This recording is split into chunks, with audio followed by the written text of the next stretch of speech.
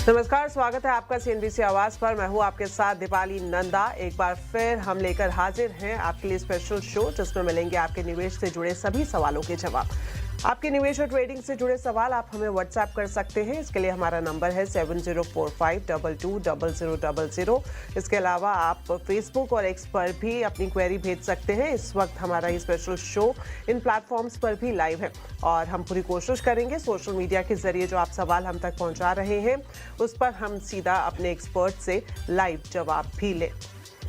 और आज हमारे साथ शो में शामिल हो रहे हैं manasjaiswal.com के मानस जायसवाल। मानस, बहुत बहुत स्वागत है आपका सीएनबीसी आवाज पर। और मानस से हम बातचीत का सिलसिला शुरू करें उससे पहले आपको बता देते हैं कि सोमवार को मार्केट की चाल किस तरह से रही है। कारोबारी हफ्ते के पहले दिन बाजार में शानदार तेजी देखने को मिली। लगातार चौथे दिन सेंसेक्स निफ्टी बढ़त के साथ बंद हुए। मिड कैप और स्मॉल कैप शेयर्स में भी अच्छी खरीदारी रही। मार्केट का पूरा अपडेट अब एक बार जान लेते हैं रक्षा रावत से। कारोबारी हफ्ते का पहला दिन था और बाजार में अच्छी खासी तेजी देखने को मिली और लगातार चौथे दिन भारतीय बाजार हरे निशान में बंद हुए। आज की तेजी की अगर बात करें तो यहां पर निफ्टी में 150 अंकों से ज्यादा की तेजी के साथ क्लोजिंग हुई है, लेकिन आज लीड किया बैंक निफ्टी ने। यहां पर 350 अंकों से ज्यादा के मूव्स देखे गए, लेकिन मिड कैप और स्मॉल कैप यहां पर भी अच्छा परफॉर्मेंस देखने को मिला। इन्होंने भी बाजार को काफी अच्छे ढंग से सपोर्ट किया। अगर आज के सेक्टोरियल पिक्चर की बात करें तो यहां पर रियलिटी में काफी अच्छे मूव्स देखने को मिले। इसके अलावा metal, pharma, oil and gas, auto, defence, capital goods, energy, ये सारे सेगमेंट थे जहां पर काफी अच्छे गेन्स देखने को मिले। लेकिन आज आईटी में हल्की गिरावट देखने को मिली। इसके अलावा पीएसयू बैंक इंडेक्स में भी हमको गिरावट देखने को मिली। कैपिटल मार्केट में भी करीब 1% के डाउन साइड देखने को मिले। लेकिन आज निफ्टी की कंट्रीब्यूटर्स की बात करें तो यहाँ पर काफी अच्छे बिजनेस अपडेट आई एचडीएफसी बैंक्स के, और यहाँ पर रिवॉर्ड किया मार्केट ने और 3.5% से ज्यादा के मूव्स हमें देखने को मिले। इसके अलावा बजाज ऑटो, हिंडाल्को और ओएनजीसी जैसे काउंटर थे जिन्होंने मार्केट को सपोर्ट किया। लेकिन आज डिसअपॉइंटमेंट कहां से आई? टीसीएस, मैक्स हेल्थ केयर, कोल इंडिया, ये सारे काउंटर्स थे। इसके अलावा कोटक महिंद्रा बैंक, इसके जो क्यूएन अपडेट से मार्केट को पसंद नहीं आए और यहां पर भी गिरावट देखने को मिली। लेकिन आज प्राइवेट बैंकों में काफी अच्छी खरीदारी देखने को मिली। City union bank, IndusInd bank, HDFC और जो बंधन बैंक था, यहां पर काफी अच्छे मूव्स देखने को मिले और यहां से मार्केट को सपोर्ट मिला। लेकिन एक और थीम थी जो आज चल रही थी, वो है पावर शेयर। यहां पर काफी अच्छी रिकवरी देखने को मिली और कुछ काउंटर्स है जैसे हिताची, सीमेंस और जी पावर, जहां पर काफी अच्छे मूव्स देखने को मिले। तो ये था आज के बाजार का पूरा मूड और माहौल। चलिए, तो बात हो गई सोमवार की। अब तैयारी करते हैं मंगलवार की। मंगलवार को बाजार में चाल किस तरह से देखने को मिल सकती है जानते हैं मानस से। तो मानस, क्या एक्सपेक्ट करना चाहिए मंगलवार को मार्केट में? नमस्कार दीपाली जी। तो देखिए, निफ्टी ने अपने 200 डे मूविंग एवरेज को ब्रेक किया, जिसका हम लोग काफी दिनों से इंतजार कर रहे थे। तो क्लोजिंग बेसिस पे क्योंकि 200 डे मूविंग एवरेज के ऊपर क्लोज हुआ है, तो जो नेक्स्ट टारगेट होगा वो 24,600 का होगा और 24,850 का होगा। अब जब तक 250 24,250 के ऊपर निफ्टी ट्रेड करता रहेगा, हर गिरावट पे खरीदारी करेंगे और आपको टारगेट सेट करने हैं करीब करीब 24,850 के। बैंक निफ्टी में अभी भी थोड़ी कसर है। एक्चुअली बैंक निफ्टी का एक बहुत ही इंपॉर्टेंट रेजिस्टेंस है 58,500 का। जब 58,500 के ऊपर बैंक निफ्टी निकलेगा तो ही फ्रेश खरीदारी करनी है। हालांकि अगर किसी ने लॉन्ग पोजीशन बनाई है तो उसको होल्ड करें। 10 डे मूविंग एवरेज के नीचे आपको स्टॉप लॉस लगाना है, जो कि 57,800 है। ध्यान रखें, अगर 58,500 के ऊपर निकलेगा बैंक निफ्टी तो कम से कम 1000 से 1200 पॉइंट की तेजी दिखा देगा।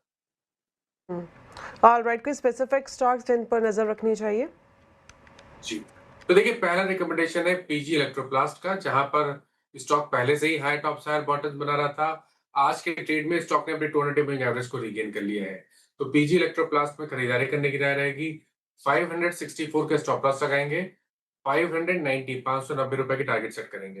दूसरा स्टॉक है बंधन बैंक का, जहां पर स्टॉक ने वापस अपने 10-20 डे मूविंग एवरेज को रीगेन कर लिया है और थोड़े बेहतर वॉल्यूम्स भी आज देखने को मिले हैं। तो पैटर्न तो काफी पॉजिटिव है। मेरा समझना है कि 215 तक के टारगेट स्टॉक दिखा सकता है।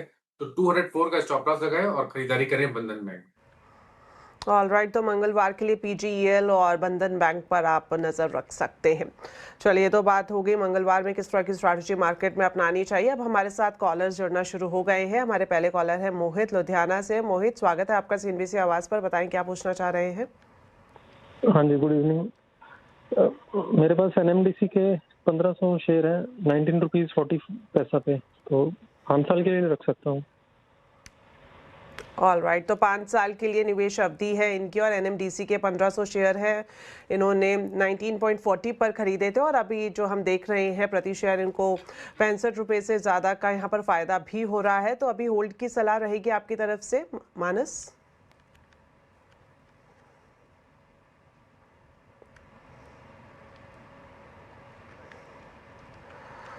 ऑल राइट, तो जिस तरह से लगातार हम क्वेश्चंस ले रहे हैं मानस से हम जुड़ने की कोशिश करेंगे, लेकिन एक बार नज़र डाल लेते हैं मंगलवार को आपको किन ट्रेड पर नज़र रखनी चाहिए। और जिस तरह से मानस बता चुके हैं 2 स्पेसिफिक स्टॉक्स के बारे में जहां पर पीजीईएल और बंधन बैंक की सलाह दी गई है। यहां पर पीजीईएल की बात करें तो यहां पर स्टॉप लॉस आपको 564 का लगाना है और टारगेट यहाँ पर 590 का रखना है। और वहीं बंधन बैंक की बात करें तो यहाँ पर स्टॉप लॉस 204 का रखें और टारगेट 215 का रखना चाहिए। तो मानस हमारे साथ एक बार फिर से जुड़ गए हैं। मानस, हमारे पहले कॉलर ने जिस तरह से पूछा है एनएमडीसी पर आपकी राय जानना चाह रहे हैं। 1500 शेयर्स है इनके पास और 19.40 का इनका रेट रहा है और 5 साल के लिए ये इसमें रह सकते हैं। क्या सलाह आपकी तरफ से? देखिए 5 साल का व्यू देना मुश्किल है, लेकिन वीकली और मंथली चार्ट अभी भी अच्छे लगते हैं। ये सही है कि स्टॉक हाई लेवल से करेक्ट हुआ है, बट अभी भी 200 डे मूविंग एवरेज के ऊपर ट्रेड कर रहा है। मेरा समझना है कि 80 रुपए के स्टॉप लॉस से एनएमडीसी को बिल्कुल होल्ड करना चाहिए। अगर स्टॉक 88 रुपीज के ऊपर निकलेगा तो शायद आपको 100 रुपए तक के टारगेट दिखा दे। ऑल राइट, तो यहाँ पर होल्ड करने की सलाह मानस की तरफ से दी गई है। बढ़ते आगे अब अगले कॉलर हमारे साथ बेंगलुरु से संजय कुमार है। संजय, बहुत बहुत स्वागत है आपका सीएनबीसी आवाज पर। क्या पूछना चाह रहे हैं? मेरे पास 100 शेयर है बजाज फाइनेंस के, मैंने 900 रुपए पे लिए थे। तो अभी जो है वो थोड़ा प्रॉफिट में है, तो अभी प्रॉफिट बुक कर लूं या अभी और वेट करूं उसका थोड़ा?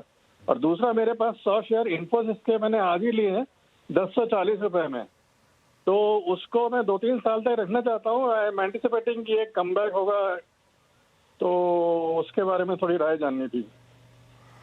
ऑल राइट, तो बजाज फाइनेंस और इन्फोसिस पर ही आपकी राय जानना चाह रहे हैं। एक बार चार्ट देख लेते हैं। बजाज फाइनेंस की बात करें तो अभी जिस तरह से इन्होंने बताया कि इनके पास 100 शेयर्स हैं और 900 रुपए के दाम में इन्होंने खरीदे थे और अभी हम देख रहे हैं चार्ट यहाँ पर फायदा होता हुआ दिखाई दे रहा है। और इन्फोसिस में भी आज ही इन्होंने जिस तरह से जानकारी दी कि इन्होंने आज ही बाई की है। तो क्या सलाह मानस आपकी तरफ से रहेगी बजाज फाइनेंस और इन्फोसिस को लेकर? देखिए बजाज फाइनेंस की जहां तक बात है, मेरे ख्याल से एक मीडियम टर्म बॉटम बना है 1650 रुपए के आसपास। स्टॉक ने अपने 200 मूविंग एवरेज को रिगेन किया है, तो आपका नजरिया अगर 6 से 8 महीने का है तो आप पोजीशन को होल्ड करें। 1640 का स्टॉप लॉस लगा लें।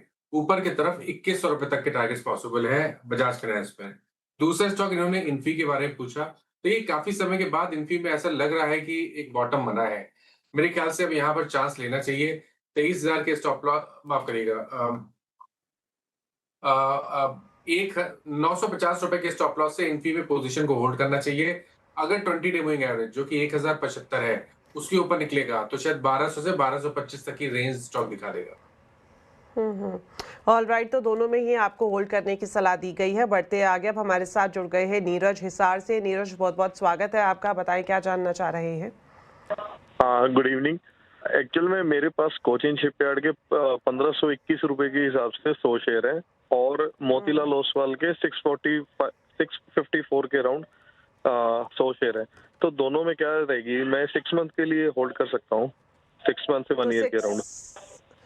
ऑल राइट, तो कोचिन शिपयार्ड और मोतीलाल ओसवाल में आपकी राय जानना चाह रहे हैं। कोचिन शिपयार्ड की बात करें जो जिस तरह से हमने देखा था पिछले साल काफ़ी तेज़ रैली इसमें दिखी और फिर कंसोलिडेशन के भी यहाँ पर संकेत मिल रहे हैं। तो मानस, क्या राय आपकी तरफ से रहेगी? और ये जिस तरह से मेंशन कर चुके हैं 6 महीने का नज़रिया है कोचिन शिपयार्ड के लिए भी और मोतीलाल ओसवाल के लिए भी। देखिए कोची शिपयार्ड में 2025 में भी स्टॉक ने 1180 के आसपास बेस बनाया था और इस साल भी स्टॉक ने 1180 के आसपास बेस बनाया है। आई थिंक यहाँ पर अपनी पोजीशन को होल्ड करें, 1180 का स्टॉप लॉस लगा लें। स्ट्रेंथ आएगी 1550 के ऊपर। अगर 1550 के ऊपर निकलेगा तो आप उम्मीद कर सकते हैं कि शायद आपको इसी साल 1900 से 1950 तक की रेंज स्टॉक दिखा देगा।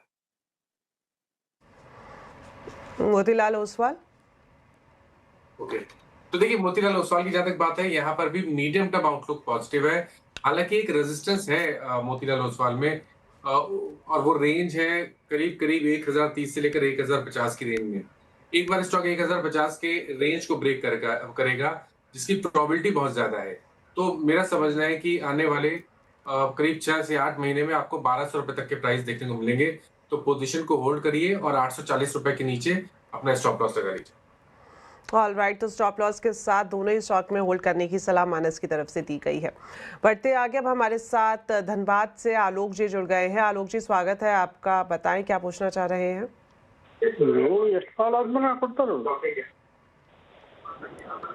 बताएं आलोक जी, आप सुन पा रहे हैं? हाँ या मैडम, बताएं सर, क्या जानना चाह रहे हैं। मैंने एक्साइड लिया था 2 जुलाई को 200 शेयर एट 422। मैं होल्ड कर सकता हूँ 3-4 महीने के लिए। सर एक बार क्या करूं दोहराएंगे अपने स्टॉक का नाम। मेरा एक्साइड बैटरीज, एक्साइड बैटरी पर जानना चाह रहे Yeah. हैं, और क्या टाइम Yeah. हॉराइजन आपने बताया। तो 3-4 महीने तक रख सकता हूँ। हॉरिजन वो होल्ड ऑल कर राइट, सकते हैं तो या एक्साइड बैटरी पर जानना चाह रहे हैं, आगे चाल कैसे दिखेगी, क्या ये 3-4 महीने तक होल्ड कर सकते हैं। अभी जिस तरह से हम चार्ट में देखें तो यहाँ पर थोड़ा सा नीचे जाता हुआ दिख रहा है, लेकिन क्या यहाँ पर रिवर्सल के संकेत मानस। तो देखिए, पिछले 2 दिनों में केवल पॉज देखने को मिला है। जो स्टॉक का मेन ट्रेंड है वो बहुत पॉजिटिव बना हुआ है। आई थिंक अगर आपके पास 6 महीने का समय है तो 375 के स्टॉप लॉस से पोजीशन को होल्ड करिए। ऊपर की तरफ 480 रुपए को अपने टारगेट की तरह देखें। ऑल राइट, तो यहाँ पर भी होल्ड करने की सलाह दी गई है। अब आगे बढ़ते हैं, हमारे साथ राजेश कुमार जुड़ गए हैं। राजेश जी, स्वागत है आपका, बताएं अपना सवाल। जी मैम, मेरे पास ट्राइडेंट का 3000 शेयर है, 3450 से है मैम। इसको लॉन्ग टर्म के लिए मैं लिया था, तो क्या होल्ड करना अभी सही है या इसमें कोई वो निकल जाना चाहिए। ट्राइडेंट पर आपकी राय जानना चाह रहे हैं मानस। इनके पास 3000 क्वांटिटी है, 34 रुपए के आसपास इन्होंने खरीदा है। अभी प्रति शेयर इनको 8 रुपए का नुकसान हो रहा है। हालांकि लॉन्ग टर्म का इनका नजरिया है, इसी लिहाज से इन्होंने ट्राइडेंट को खरीदा था। क्या इन्हें होल्ड करना चाहिए या फिर थोड़ा सा इंप्रूवमेंट दिखने पर यहाँ से एग्जिट कर देना चाहिए। देखिए, अभी तक वेट किया तो थोड़ा वेट और करिए। 23 रुपए का स्टॉप लॉस आपको लगाना है, जो रिसेंट लो था। 23 रुपए के स्टॉप लॉस से पोजीशन को होल्ड करिए। अभी तक मीडियम टर्म चार्ट पे कोई भी रिवर्सल के साइन नहीं है, लेकिन शॉर्ट टर्म चार्ट पे रिवर्सल के साइन है।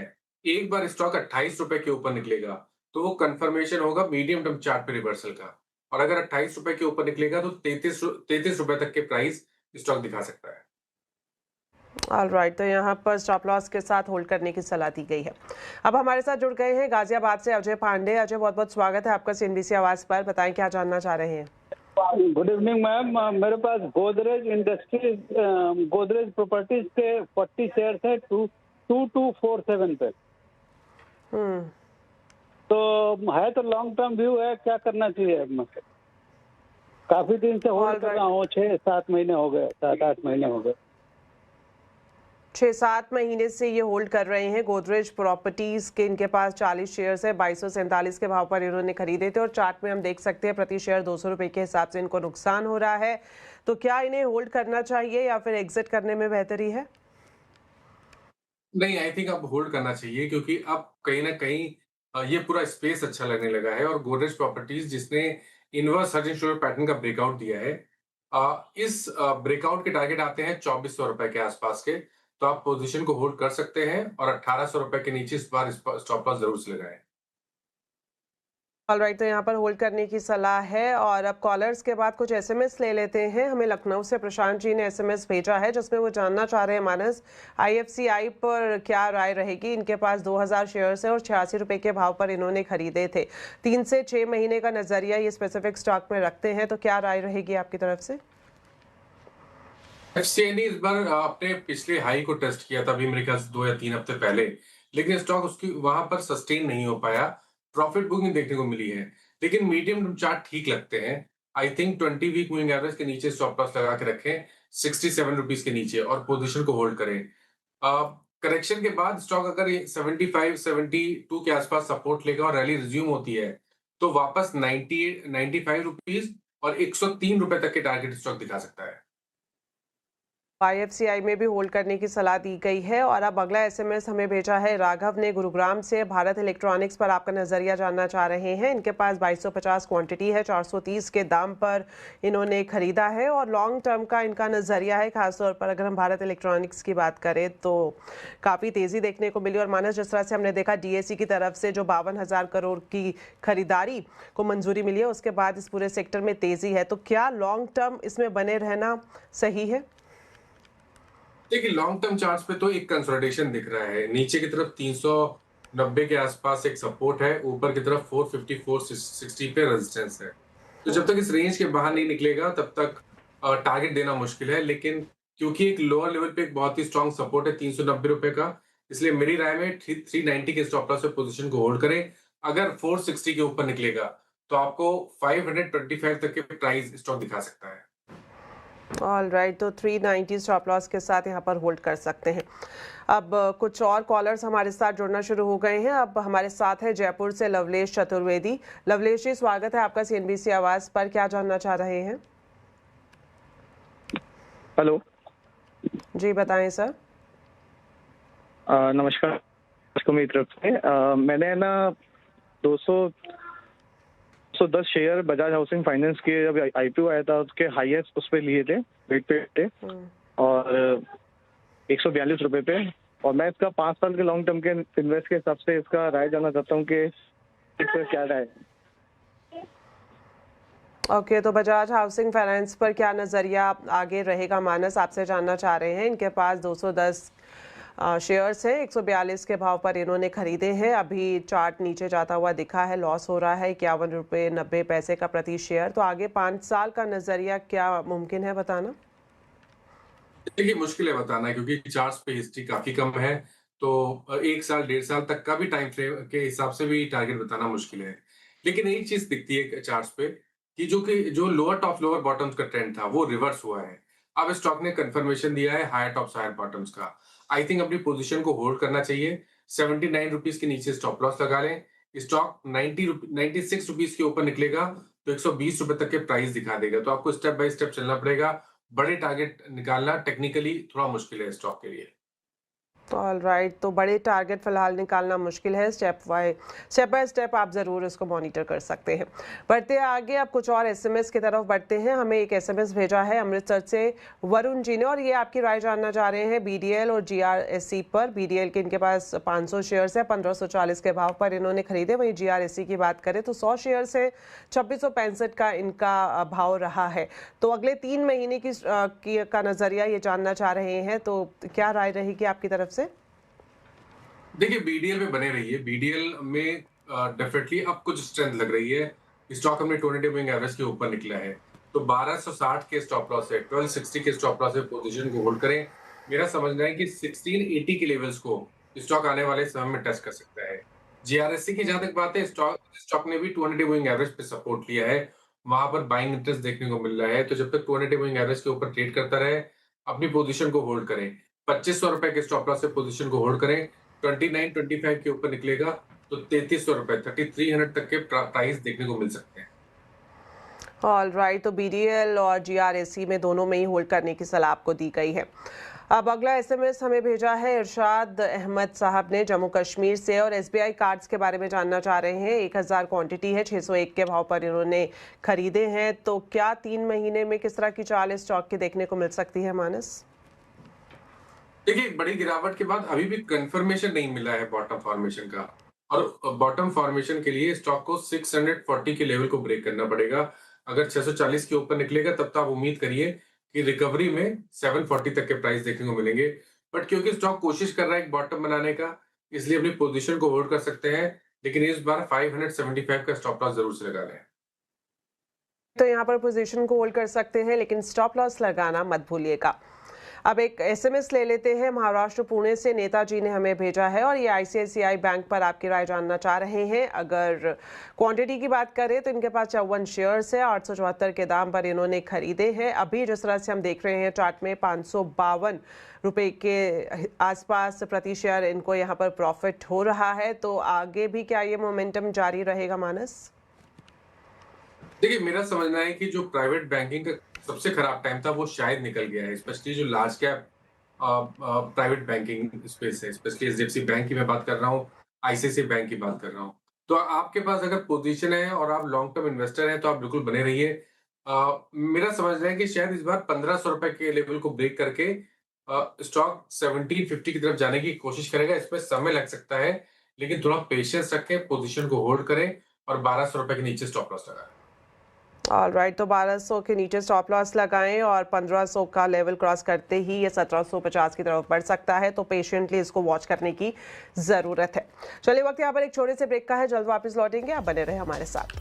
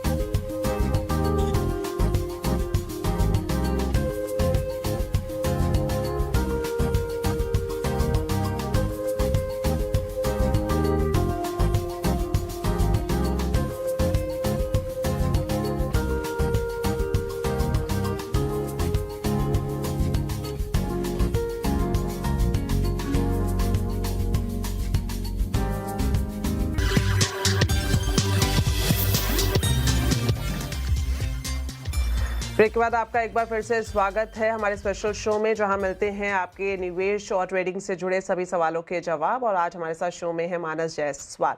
मानस, अब कुछ और एसएमएस ले लेते हैं। हमें मुंबई से एसके जैन साहब ने अपना एसएमएस के जरिए सवाल भेजा है और ये राय जानना चाह रहे हैं ओएनजीसी और आईआरएफसी पर। ओएनजीसी की बात करें तो इनके पास 90 शेयर्स है, 283 के दाम पर इन्होंने खरीदे हैं। वहीं आईआरएफसी की बात करें तो 150 शेयर से होल्ड कर रहे हैं 135 के दाम पर।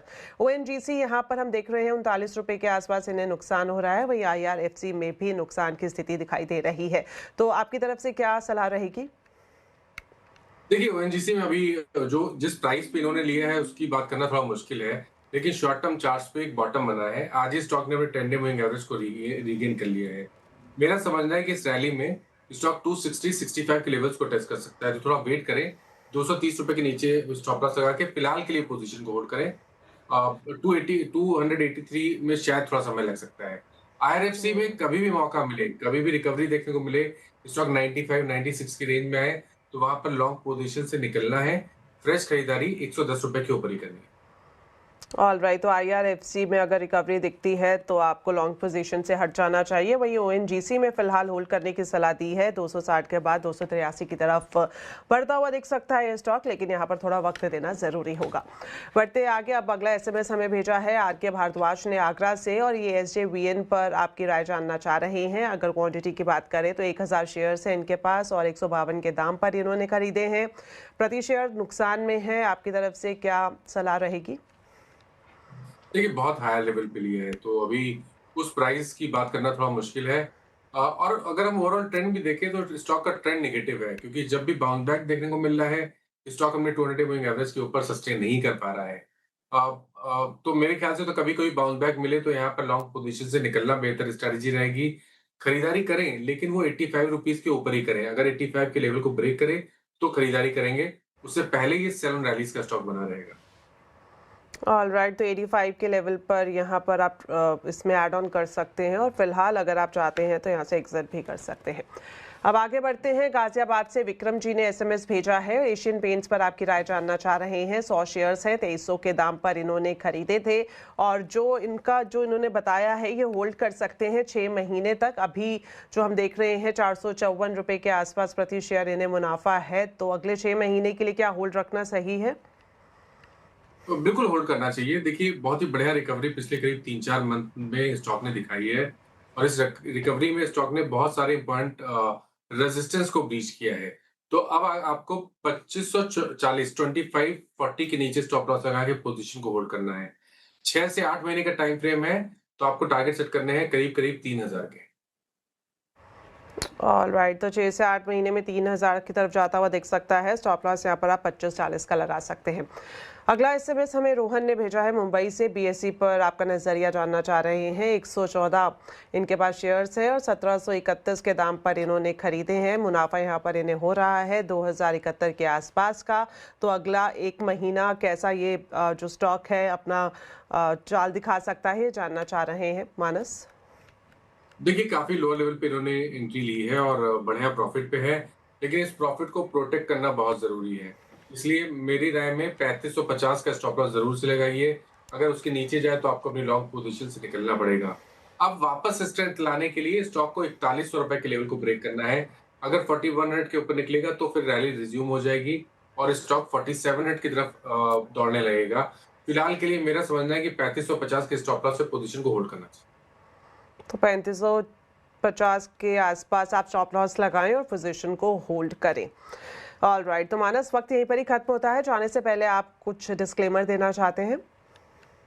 तो देखिए, जिन स्टॉक्स के बारे में बात हुई, किसी भी स्टॉक में मेरा पर्सनल पोजीशन नहीं है, बट इनमें से कुछ स्टॉक ऐसे हैं जो हम लोग अपने क्लाइंट्स को रिकमेंड करते रहते हैं, तो उनके पास उन स्टॉक से पोजीशन हो सकती है। ऑलराइट, बहुत बहुत शुक्रिया मानस हमारे साथ जुड़ने के लिए और साथ ही साथ हमारे दर्शकों का भी बहुत बहुत धन्यवाद। फिलहाल के लिए इजाजत दें, नमस्कार।